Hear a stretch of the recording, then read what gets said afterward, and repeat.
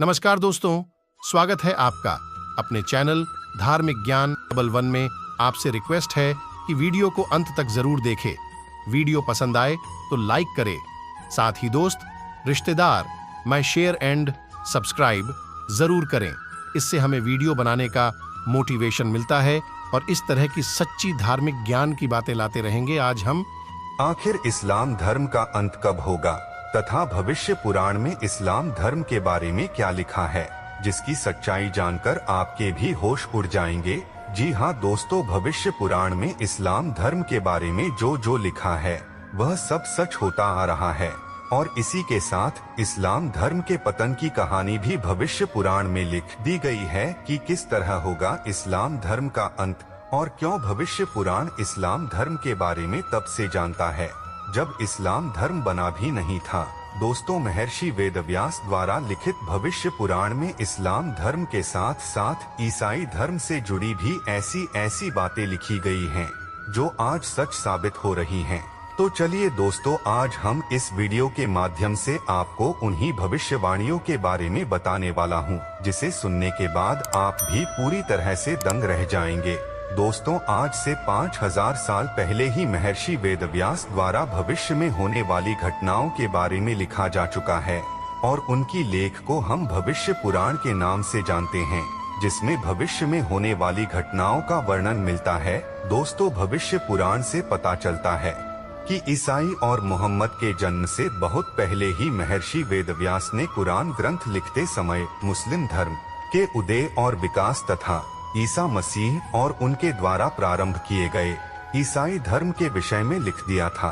भविष्य पुराण की माने तो उसमें यह बताया जाता है कि एक समय जब हिंदुस्तान की सीमा हिंदू कुश पर्वत तक थी, तो वहाँ पर एक बहुत ही प्रसिद्ध शिव मंदिर हुआ करता था।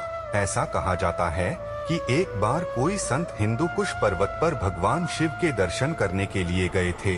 तब भगवान शिव ने उन्हें बताया था कि अब आप सभी यहाँ से लौट जाइए, मैं भी इस स्थान को हमेशा हमेशा के लिए छोड़ रहा हूँ। इसके बाद भगवान शिव ने कहा कि जाओ और सभी को बता दो कि अब यहाँ किसी को नहीं आना है, क्योंकि थोड़े दिनों बाद प्रलय की शुरुआत यहीं से होने वाली है। दोस्तों, कहा जाता है कि खलीफाओं के आक्रमण में अफगान और हिंदू कुश पर्वत के आसपास रहने वाले 15 लाख हिंदुओं का सामूहिक नरसंहार किया गया था, जो कि इतिहास की बहुत दुखद और दर्दनाक घटना है, जिसके बारे में सोचकर ही लोगों का दिल दहल जाता है।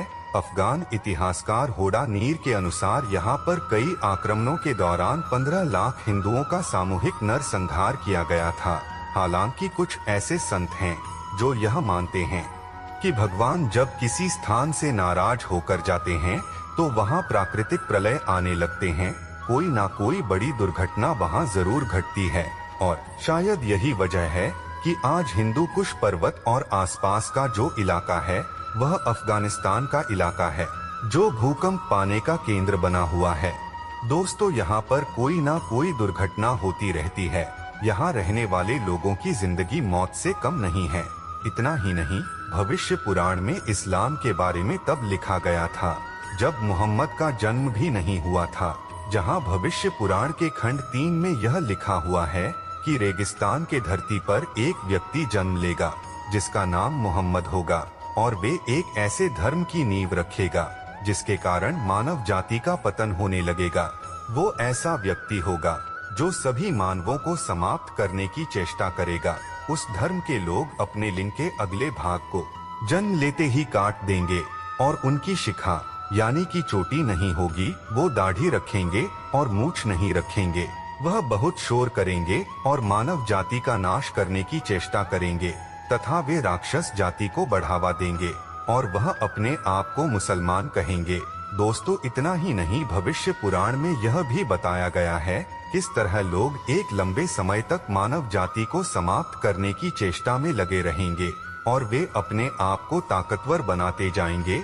लेकिन एक ऐसा वक्त भी आएगा जब इस तरह के लोगों का पतन हो जाएगा और उनका धर्म पूरी तरह से समाप्त हो जाएगा तथा उनके द्वारा किए गए बुरे काम ज्यादा समय तक लोगों को परेशान नहीं कर पाएंगे। दोस्तों, भविष्य पुराण में द्वापर, कलयुग के राजा तथा उनकी भाषाओं के साथ साथ विक्रम बेताल तथा उनकी कथाओं का भी वर्णन मिलता है तथा सत्यनारायण की कथा भी इसी पुराण से ली गई है। इस पुराण में ऐतिहासिक तथा आधुनिक घटनाओं का वर्णन किया गया है, जहां आला उदल के इतिहास का प्रसिद्ध व्याख्यान इसी पुराण के आधार पर प्रचलित है। दोस्तों, वह भविष्य पुराण ही था जिसमें नंद वंश, मौर्य वंश एवं शंकराचार्य आदि के साथ साथ मध्यकालीन हर्षवर्धन आदि हिंदू और बौद्ध राजाओं तथा चौहान एवं परमार वर्ष के राजाओं तक का वर्णन देखने को मिलता है। इसमें तैमूर, बाबर, हुमायूं, अकबर और औरंगजेब, पृथ्वीराज चौहान तथा छत्रपति शिवाजी के बारे में भी स्पष्ट उल्लेख मिलता है। ऐसे में आप अंदाजा लगा सकते हैं कि भविष्य पुराण कितना ज्यादा शक्तिशाली है, जिसने भविष्य में होने वाली घटनाओं के बारे में सालों पहले ही लिख दिया गया और समय के साथ वह सभी घटनाएं पूरी होती जा रही हैं। दोस्तों, इतना ही नहीं, एक दिन भले ही इस्लाम धर्म दुनिया का सबसे ज्यादा माने जाने वाला धर्म होगा, लेकिन उससे जुड़े लोग ही अपने धर्म को नहीं मानेंगे और वह सनातन धर्म की तरफ आकर्षित होंगे। दोस्तों, अब तो आपको समझ में आ गया होगा कि भविष्य पुराण कितना ज्यादा ताकतवर है और उसमें लिखी गई बातें किस तरह से सच साबित हो रही हैं। तो दोस्तों, आज की वीडियो में बस इतना ही। मिलते हैं अगले वीडियो में, तब तक आप अपना ध्यान रखिएगा।